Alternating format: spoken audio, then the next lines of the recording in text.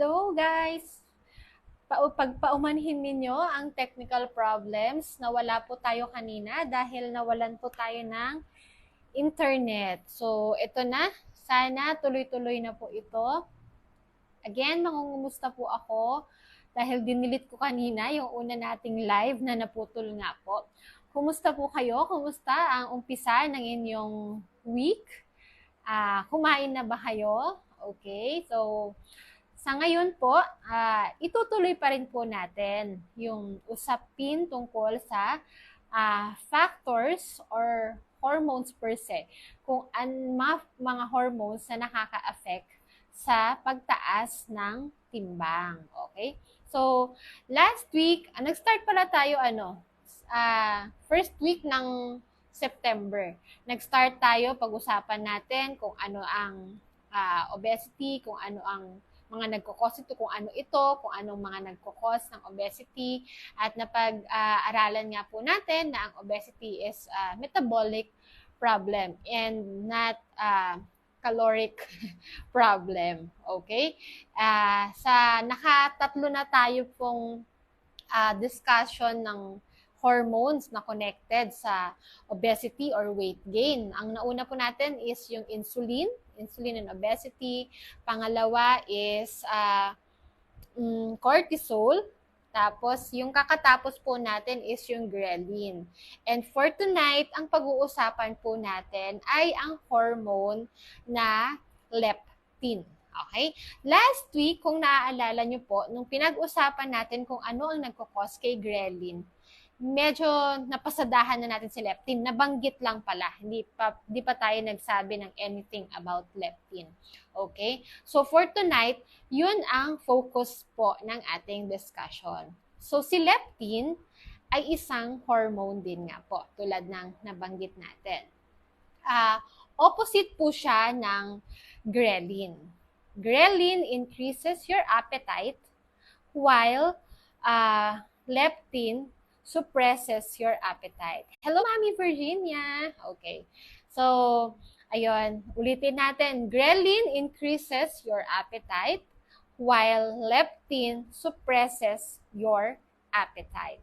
Okay? So, tinatawag siya na na satiety hormone kasi nga siya yung nagsisignal na busog ka na. Okay? Opposite ni ghrelin, na si ghrelin, hey, gutom ka. Ito naman si leptin, hey, busog ka. Kaya, ang leptin ay tinawag. Labs, nawala ako? Ay, hello. Ito na po ako. Ito na po ako. Sorry po at nawala tayo. Lumabas pa ako para tanungin sa asawa ko kung nawala ako. Okay, so saan po nga tayo naputol ng internet connection? Ipagpaumanhin niyo po. So, again, ulitin natin, hindi ko alam kung hanggang saan nyo po ako narinig. So, again, si leptin po, siya ay isang hormone that suppresses our appetite. Okay? Siya ang nagsisignal, sinasabi niya sa atin na enough na, busog ka na. Okay? So, si leptin ay naproproduce po ng ating fat cells. Okay? So, kapag mas madaming fats, mas madami din po ang naproproduce na leptin. Okay? So, si leptin, from the fat cells, okay, pupunta siya sa bloodstream, tapos aakyat sa ating brain, particularly hypothalamus. So, yun yung target niya, ang part ng brain natin na hypothalamus. Okay? Pag nakarating na siya doon, siya, yung leptin, ang nagre-regulate ng energy balance natin. Okay? So, ibig sabihin, siya ang magsasabi kung more calories or less calories ang kailangan pa natin.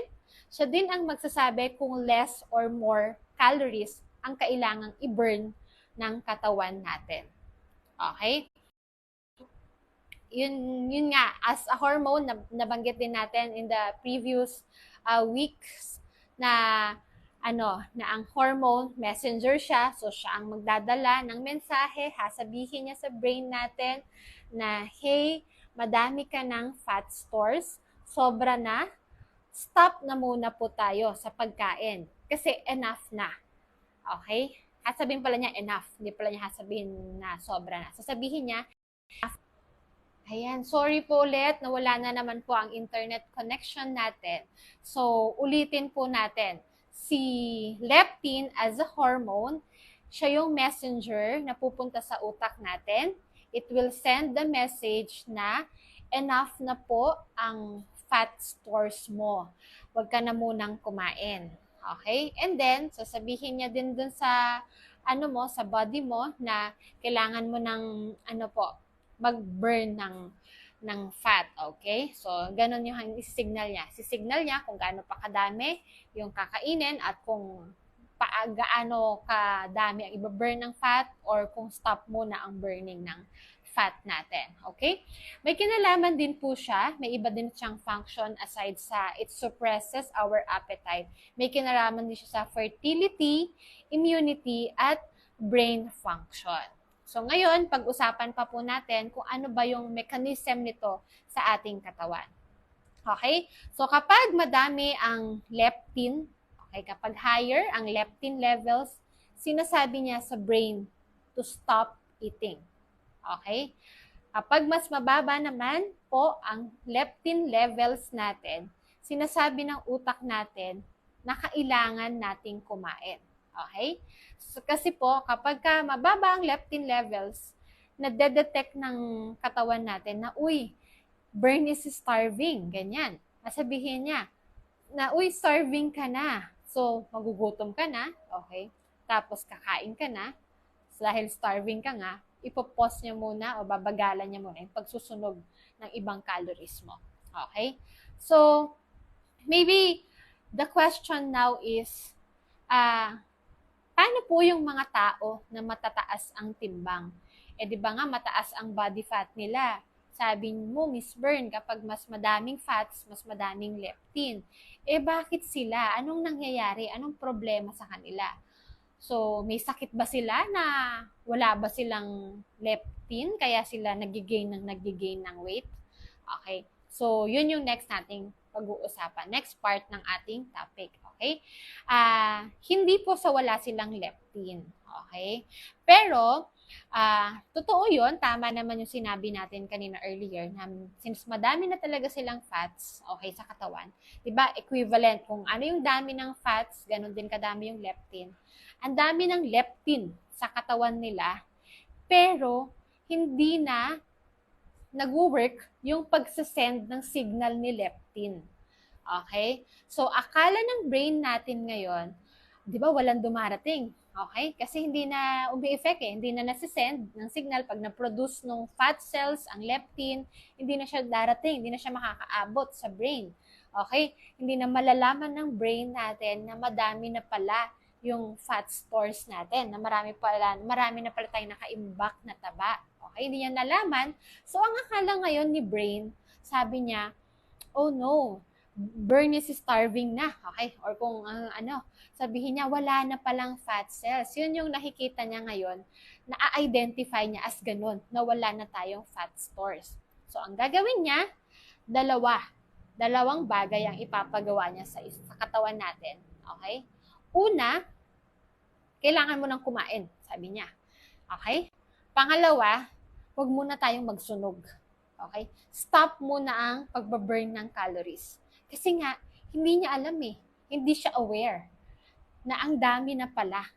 Na ang dami-dami na palang fat stores kasi hindi nakakarating sa kanya yung message. Hindi dumarating sa kanya yung inbox. So, meron akong analogy na i-share sa inyo. Parang ganito lang siya. Diba nung unang panahon, yung mga first na batch ng cellphone natin, yung QWERTY pa na keypad, diba ang messages doon na may memory full? Okay, so parang ganun siya. So kunyari ako, hindi ako aware na memory full na pala yung inbox ko. Okay? Tapos, tinext ko ngayon si Luis. Okay? Tapos, sabi ko, bakit hindi nagre-reply? Asawa ko na to, okay? Tagal-tagal, naghihintay ako, okay? Hindi ako aware na puno ng inbox ko. Nag-reply naman pala siya, pero hindi dumarating sa akin yung message. Kasi nga, full na yung inbox ko, hindi pumapasok. kahit nag-reply siya. So, ang gagawin ko, ang naiisip ko, wala siyang reply. So, kukulitin ko pa. Ano ba naman to, di ba? Te-text ko pa, tatadtadin ko pa yan, sunod-sunod. Kasi, di ba? Nakakainis Irritable na tayo, hindi nagre-reply yung jowa mo. Okay? So, tatadtarin mo siya ngayon ng messages. So, maraming messages na darating kay Luis. Si Luis naman, magre-reply pa ng magre-reply. Ano ba to? Ang dami nang pumapasok, pero hindi pa rin nakakarating sa akin yung message. At paulit-ulit lang yung cycle. Magsisend lang ako sa kanya ng sendamakmak na messages at siya ay magre-reply lang din ng paulit-ulit. Pero hanggat hindi naaayos ang problema, which is full na yung inbox ko, hindi ko matatanggap ang kanyang messages. Okay? So, kailangan mo nang maayos yun, okay, para ma-identify ng katawan ko or para maayusin yung problem, okay, para pumasok na yung message. Pag once na pumasok na yung message, okay na ulit yung cycle. Hindi na ulit kami mag-aaway. Hindi na kayo mag-aaway ng jowa mo. Okay? So, kapag ganon, okay, ang nangyayari kapag hindi ko pa pala nabanggit yung term na ang nangyayari kapag ganon na nga, kapag yung mga taong matataas na yung fat stores at nagkakaroon na sila ng leptin resistance. And yun yung leptin resistance is yung nagkakaproblema na hindi na dumarating yung signal ni leptin na marami ng fats, hindi na siya nakakarating sa brain. Again, that's what we call leptin resistance. Okay? Kahawig siya guys nung yung diniscuss natin last time na insulin resistance. So, gayon. So, ganun yung nangyayari, nagkakaroon ng leptin resistance ang mga taong may problem sa timbang nila. So, it's not the absence of leptin, but the problem with the resistance. Leptin resistant na sila. Okay? So, next question. What causes this resistance? Okay? Kasi nga, di ba, nagkaroon na ng resistance, tanong naman natin, ano yung nagkukos nitong resistance na to? So, may tatlong potential causes ng resistance. Okay? First is inflammation. Okay? Yung inflammation, kapag nagkaroon tayo ng inflammation sa katawan natin, affected yung hypothalamus. So, si hypothalamus, di ba, siya yung siya yung nakaka-receive ng message at magsasabi sa katawan natin if we need more fat or stop na po yung pagkain natin or kain pa more. So, kapag may inflammation tayo sa katawan natin, affected siya. So, ibig sabihin, affected siya, hindi na niya matatanggap yung messages. Kaya nagkakaroon ng leptin resistance. Okay? Number 2, factor na possible na nagkukos ng leptin resistance is free fatty acids. Okay? Kapag mas maraming pakalat-kalat na taba sa ating bloodstream, okay? Ibig sabihin nito na i-interfere yung pagsisignal ng leptin papunta sa brain natin. Okay? Tapos, lastly, yung third na factor is higher level of leptin.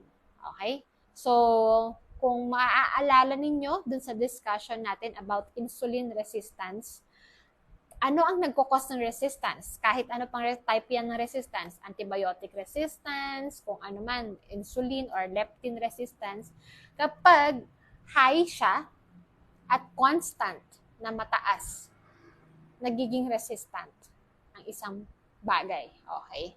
So, parang nai-immune. Okay? Yung katawan mo, okay? Sanay na siya na laging mataas, so hindi na siya nakikinig doon. Okay? So, ayun po, balikan natin what causes leptin resistance. Yung three factors that causes leptin resistance. First is inflammations. Second is free fatty acids. And third is high leptin level. Okay? Miss Bern, given na alam natin kung ano ang nagkukos ng problem na to, which is leptin resistance. Possible ba to kayang ma-reverse po? Okay. Yes po. Yun yung good news. Okay? So, ngayon, pag-usapan natin, paano naman ito marireverse? Okay? So, meron ulit tayong 3 things para ma-reverse siya. Unahin natin yung pag-avoid ng highly processed food. Okay? Kaya kung maaalala ninyo, mako-connect na ninyo ngayon yung lagi nating sinasabi na eat real food. Iwasan natin ang inflammatory oils. Diba? Pinag-usapan po natin yan. Kasi it's not let's not just focus on, low carb ako. Wala na akong carb intake. Pero, i-consider natin yung inflammations, which is yung i-consider natin yung pag-consume ng mga pagkain na nakakapag-cause ng inflammation sa atin. Especially yung mga toxic oils, MSG, okay? Kung ano-ano pang mga synthetic na pumapasok sa ating katawan na nakakapag-cause ng inflammation. Okay? Tatandaan natin, guys, na yung mga pagkain that causes inflammation will eventually cause problem sa ating bituka or tinatawag nating gut. And sabi nga natin, health starts with a healthy gut.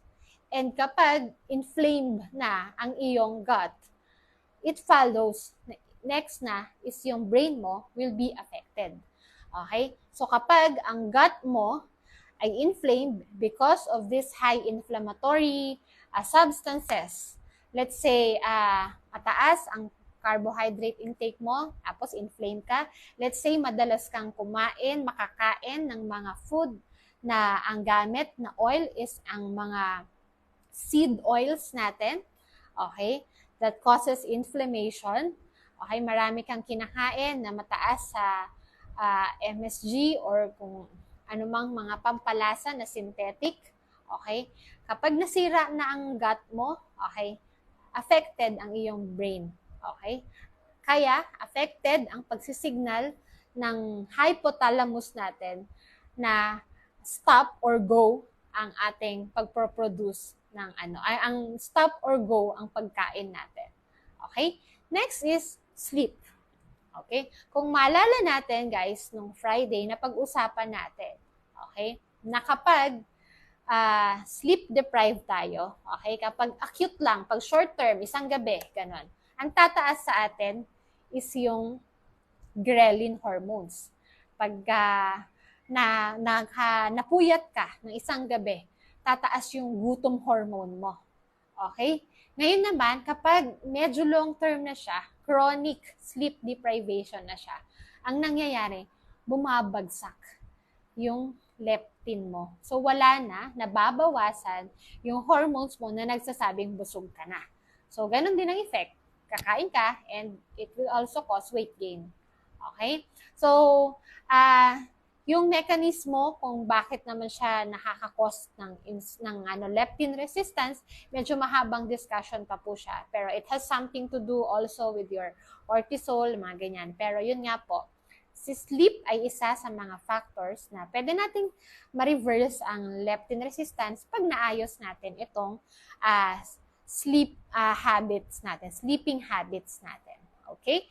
So, third is lowering your triglycerides. Nabanggit natin kanina po, no, dun sa isa sa mga potential factors na nagkukos ng leptin resistance is high amount of free fatty acids. So, para maayos siya, kailangan nating ayusin, i-maintain sa normal level ang triglycerides natin.